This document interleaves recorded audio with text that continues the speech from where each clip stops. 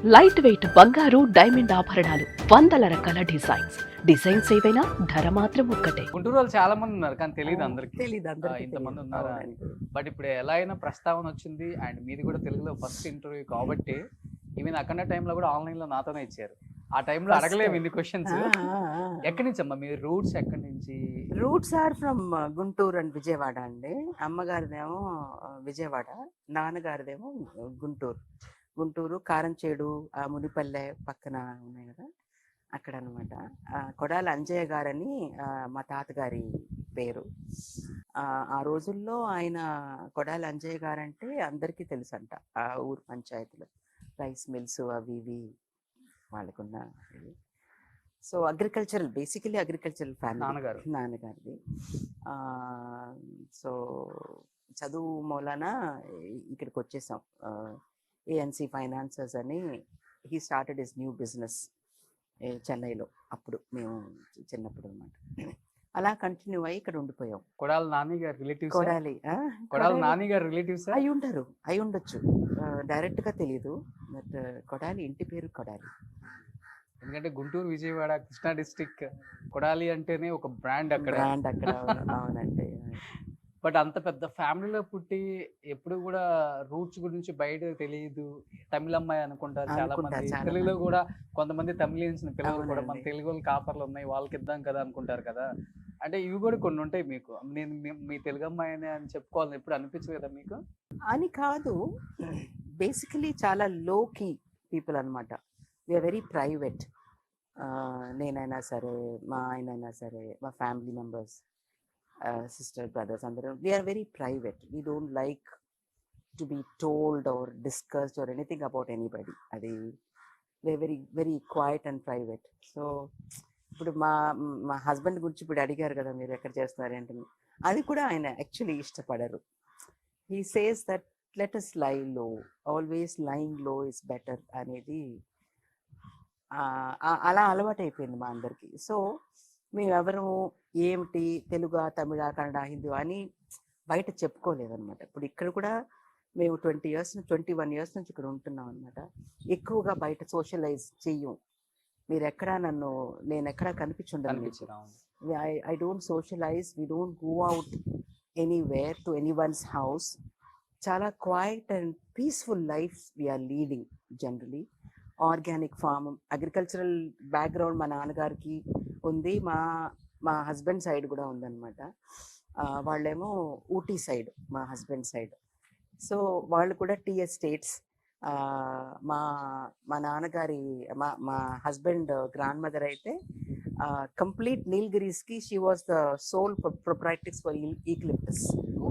ఈక్లిప్టస్ complete 1500 acres 2000 acresలో వాళ్ళ agricultural family అనమాట. సో ఈ రూట్స్ ఉండటం మూలాన we are more into organic food, organic living. టాక్సిక్కి మేము వెళ్ళం ఎప్పుడు. ఈ బయట partying or going out and eating. Introvert అని అనము. We like to entertain people in a house. మేము ఎప్పుడు బయటికి ఎవరిళ్ళకి వెళ్ళము, ఎక్కడికి వెళ్ళము అనమాట.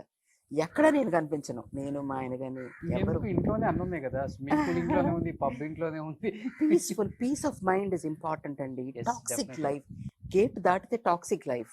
ఎందుకంటే నేను ఇక్కడ చాలా పాములు ఉన్నాయి మా ఇంటి చుట్టూ, తేళ్ళు ఉన్నాయి, చాలా చెట్లు గిట్లు ఉండటం వలన వీటికి నేను భయపడను. నేను భయపడేది మనుషులకి. some people, I'm not talking everybody, some people are so poisonous, so toxic, so negative. ఈ నెగటివ్ ఎనర్జీలకి నేను చాలా భయపడతాను. అంటే లైఫ్ లో ఎప్పుడైనా తెలుసో తెలియక ఇన్సిడెంట్ జరిగిందా అంత బలంగా? కాదండి, చూస్తేనే నేను కనిపెట్టగలను. I can sense what you are. అదేంటో నాకు ఇన్స్టింక్ట్గా నాకు అనిపిస్తుంది. మా ఆయనకి కూడా ఎయిర్పోర్టు ఇల్లు ఎయిర్పోర్ట్ తప్ప ఎక్కడికి వెళ్ళరు ఆయన. He likes to have a private, ఈ బర్డ్స్తో, ఈ చేపలతో.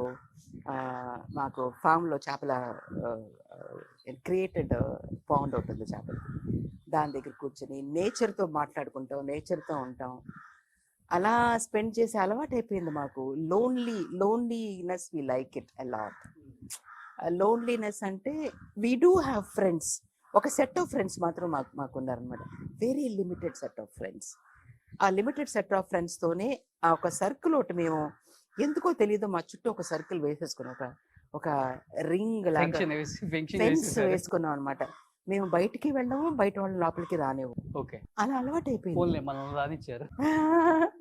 అలా అలవాటు అయిపోయింది. అందుకని ఇంటర్వ్యూస్ కూడా ఎక్కువ నేను ఇవ్వను. కూడదని కాదు, మన గురించి మనకు తెలిస్తే చాలు, బయట వాళ్ళకి తెలియాలనేది మేము అనుకోం. ఎందుకో తెలియదు మరి, అది అలా అలవాటు అయిపోయింది. ఒకవేళ peace of mind is important. చాలా తక్కువ మందికి తెలుసు. అయితే దాదాపు 2000 ఎకరాలలో organic farm, own lands, own flights కూడా ఉన్నాయి కదా madam?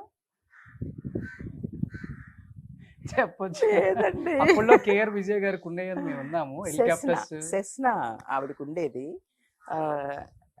Actually aircraft maintenance is not so easy. It's a white elephant. ఏంటి ఎయిర్ వర్తినెస్ సర్టిఫికేట్ ఉండాలి, దానికి ఒక pilot always should be flying. Maintenance is very very difficult. So we have not gone into buying flights. కొనాలనుకుంటే ఎంతసేపు ఇలా అంటే వచ్చేస్తుంది. అలా కాదు, not worth అని అంటారు మా ఆయన. Having an aircraft is not worth. If he thinks he can buy, he can probably take it, but it's not worth. ఎందుకంటే ఆయనే captain. Yeah, he's a captain. He's flown so many thousand hours and type of aircrafts. Basically a flyer cannot sit at home. So ఇప్పుడు he is an examiner for budding pilots. Simulators ఎక్కువగా ఆయన simulators, he is into simulators, training people, examining people. మీరేమో leading actress తమిళ్లో, ఆయనేమో captain, first pilot. ఎలా madam, love మ్యారేజా? Love marriage కాదండి, చక్కగా అరేంజ్డ్ మ్యారేజే. ఓకే, బాగా తెలిసిన ఫ్యామిలీ అనమాట. నేను వాళ్ళ ఇంటికి వస్తూ ఉంటాను. He was an airport manager once upon a time. ఆ తర్వాత ఆయన పైలట్కి చదువుకుని పైలట్ అయ్యి, తర్వాత కమర్షియల్ పైలట్ అయ్యి, తర్వాత he became a captain for Air India. Captain Chandrasekhar garu అంటే ఎయిర్ ఇండియాలో అందరికీ తెలుసు. He's very senior most pilot. ఇప్పుడు ఇండిగోలో ఉన్నారు. ఇప్పుడు ఇండిగోలో ఏం చేస్తున్నారు మరి? ఇండిగోలో he's a captain. Right now he's not with passengers but with aircraft లాగే సిమ్యులేటర్స్ ఉంటుంది కదా, it's an aircraft without passengers. దాంట్లో he's an examiner right now. Okay, కొత్తగా వచ్చే పైలట్స్ కి పైలట్స్ ఎలా నడుపుతున్నాడు? ఎందుకంటే he's flown so many 1000 hours కదా. I mean, you would have seen that. But when he is 16, 17 years young age lo, he joined his flying club. 17 సంవత్సరాలు ఎంతో ఆయనకు. So he joined flying club and his passion was to fly. Actually army pilot అవ్వాలని అనుకున్నారంట ఆయన. ఆర్మీలో చేరాలని. It did not happen, so he joined.